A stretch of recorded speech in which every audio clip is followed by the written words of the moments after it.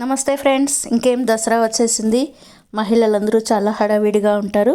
పిల్లలంతా మంచి హాలిడేస్ వచ్చినాయి కదా అని చెప్పి ఇంకా అమ్మమ్మ వాళ్ళ ఊరికి, నాన్నమ్మ వాళ్ళ ఊరికి అట్లా వెళ్తుంటారు.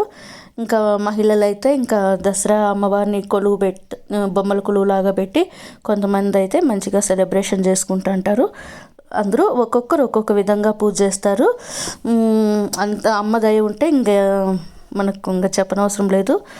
చాలా మహిమగల తల్లి దుర్గాదేవి అమ్మవారు 9 రూపాలు ధరించి మనకు ఒక్కొక్క రోజు ఒక్కో అవతారంలో దర్శనమిస్తారు. 10వ రోజు వచ్చిందను రాజరాజేశ్వరి దేవిగా దర్శనమిస్తారు. ఈరోజు వచ్చిందని బాలా త్రిపుర సుందరి దేవి అంటే 9 సంవత్సరాల బాలిక. బాలా త్రిపుర సుందరి దేవి అంటే అమ్మవారు వచ్చిందను బాలా త్రిపుర సుందరి దేవి అమ్మవారు నిర్మలత్వానికి ప్రతిరూపము.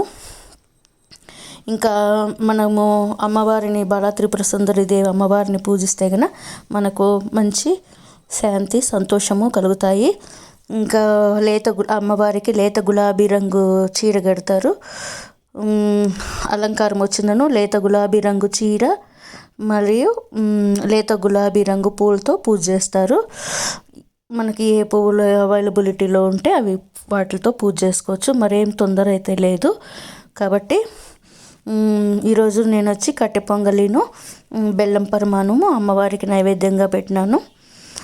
ఇంకా అమ్మవారు అంటే దుర్గాదేవి, అమ్మవారికి మనం ఏం ప్రసాదం పెట్టినా కూడా మరేం పర్వాలేదు. ఇంకా వచ్చేసింది అమ్మవారు ఇక్కడ పొద్దున్నే గుడికి. నేను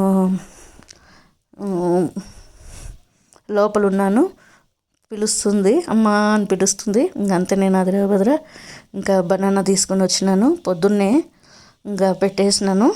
చాలా హ్యాపీగా ఉంటుంది ఈ దసరా పూజ చేసేటప్పుడు. ఫ్రెండ్స్ అందరికీ దసరా